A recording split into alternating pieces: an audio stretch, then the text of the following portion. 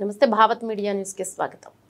మేడిపల్లి పిజ్జాదిగూడ నగరపాలక సంస్థ పర్వతాపూర్ గ్రామంలో సాలాజంగ్ కంచా సర్వే నెంబర్ 1లో ప్రభుత్వం సీలింగ్ భూమి 6 ఎకరాల 13 గుంటల భూమి ఈ రోజు ఉదయం మేడిపల్లి రెవెన్యూ అధికారులు కూల్చివేతలు చేపట్టారు. కూల్చివేతలను అడ్డుకోవడానికి స్థానిక మేయర్ జక్కా వెంకటరెడ్డి కొంతమంది బీఆర్ఎస్ కార్పొరేటర్లు పార్టీ కార్యకర్తలతో అక్కడ చేరుకోవడంతో తీవ్ర ఉద్రిక్తత వాతావరణం ఏర్పడింది. సందర్భంగా జక్కా వెంకటరెడ్డి మాట్లాడుతూ మాజీ మేడ్చల్ ఎమ్మెల్యే మలిపెద్ది సుధీర్ రెడ్డి కనుసన్నల్లోనే అధికారులు పనిచేస్తున్నారని వారికి బహిరంగంగా ఫోన్ చేసి హెచ్చరించడం జరిగింది. ఈ విషయంపై కాంగ్రెస్ పార్టీ నాయకులు దుర్గా దయాకర్ రెడ్డి మాట్లాడుతూ తీవ్ర ఆగ్రహం వ్యక్తం చేశారు. ప్రభుత్వ భూమి కాపాడాల్సిన మేయర్ కబ్జాలకు ప్రోత్సహించడం ద్వారా ఆశ్చర్యంగా ఉందని పర్వతాపూర్ గ్రామంలో గ్రామ పెద్దల కోసం 1996లోనే హుడా లేఅవుట్ చేసి గ్రామంలో ఉన్న పేదలకి దాదాపు 147 కుటుంబాలకి సర్వే నెంబర్ 1లో 60 గజాల చొప్పున స్థలాలు ఇచ్చి పట్టాలు ఇచ్చారని, అప్పుడున్నటువంటి గ్రామ పెద్దలు కొందరు స్థలం వేరే దగ్గర చూపించి ఈ స్థలాన్ని కబ్జా చేసే ప్రయత్నం చేశారని ఆరోపించారు.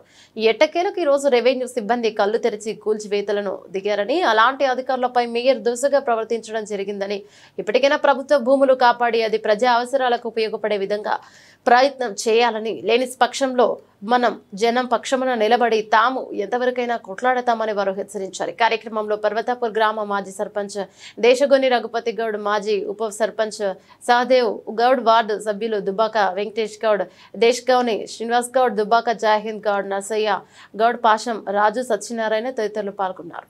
పేరు పేరు నమస్కారాలు. ఈరోజు ఇలా పొద్దున జరిగిన ఒక పరిణామానికి మేము ముందు రావాల్సి వచ్చింది. కొంతమంది రాజకీయవేత్తలు ప్రజాస్వామ్యంలో గెలిచి ఆ ప్రజలకు సంబంధించిన ఆస్తిని కొల్లగొట్టడానికి ప్రయత్నం చేస్తున్నారు.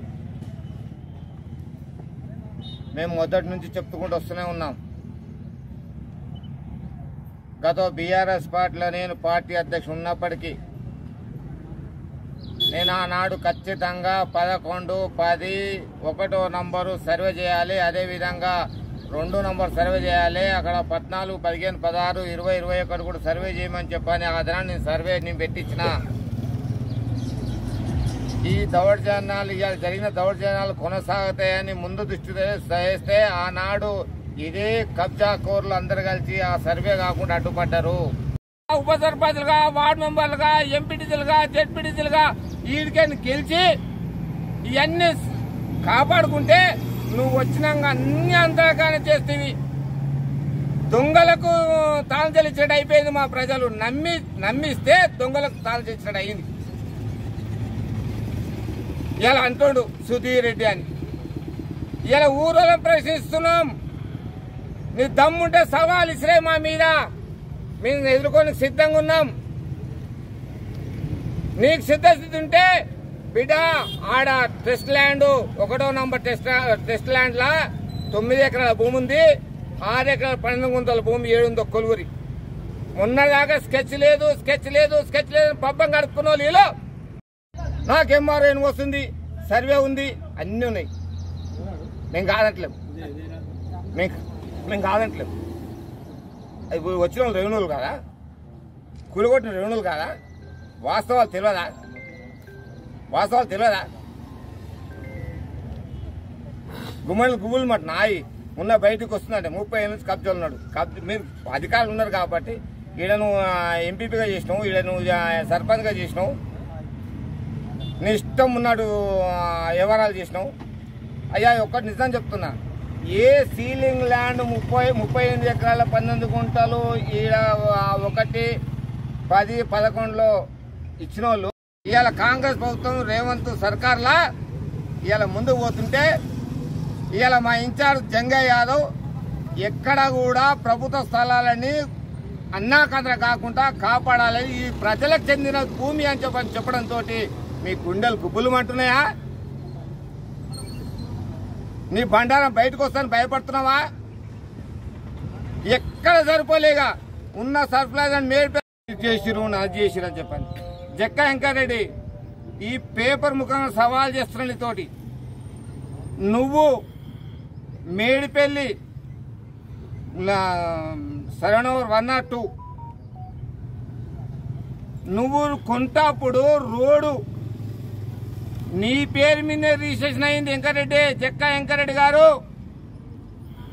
నువ్వు ఇంత నీతులు మాట్లాడుతున్నావు కదా, మరి నువ్వు మళ్ళీ వాళ్ళని కమ్ముతాప్పుడు రోడ్ ఎక్కడ పోయింది? రోడ్ లేకుండా ప్లాట్ అని ఎట్లా అమ్మినావు? నీకు మాట్లాడే ఏమన్నా విలువ ఉందా? నీకు నమ్మి పట్టం కడితే. పర్వతాపురం మాజీ సర్పంచ్ 1995 నుంచి 2001 దాకా నేను సర్పంచ్గా చేసిన. ఊళ్ళో సిల్లింగ్ జాగా ఉండే.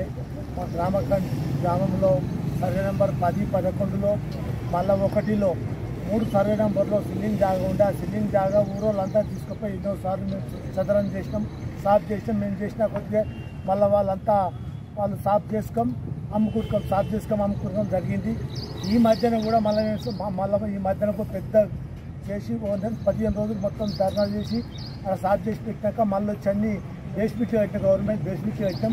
అవి తీసుకొచ్చి దాన్ని మొత్తం మళ్ళీ ఈ మధ్యన మొత్తం అన్ని ఇంటి తయారు చేసి ఆయిల్లోనే ఇప్పుడు కూలగొట్టడం జరిగింది. ఇప్పుడు వచ్చిన మేయరు అందరూ అన్యాకంతం చేసేసారు. మొత్తం ఎక్కడెక్కడ అమ్ముకున్నారు, ఎక్కడెక్కడ ఇల్లు తయారైపోయినాయి. ఇప్పుడు గవర్నమెంట్ జాగా అనేది లేకుండా అయిపోయి మొత్తం ఇల్లు తయారు చేసి పెట్టుకున్నాం.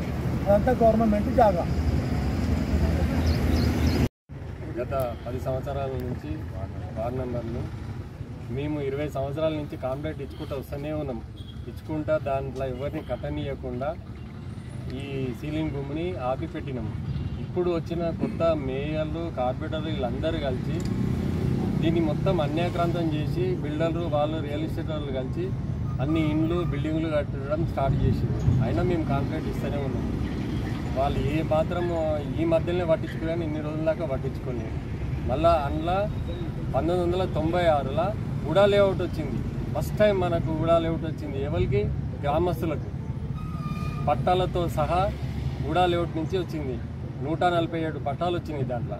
అయినా దాన్ని అన్యాక్రాంతం చేసి బిల్డింగ్లు కట్టుకుంటారు వాళ్ళు. ఆ మేయర్ ఏందో వాళ్ళేందో తెలిసి కూడా వాళ్ళకన్నీ తెలిసి కూడా ఈ అన్యాక్రాంతానికి పాటుపడ్డారు. సేమ్ ఈయన సర్పంచ్లోపు నేను సర్పంచ్ ఉన్నా, అలా భార్య సర్పంచ్లోపు నేను సర్పంచ్ ఉన్నాను.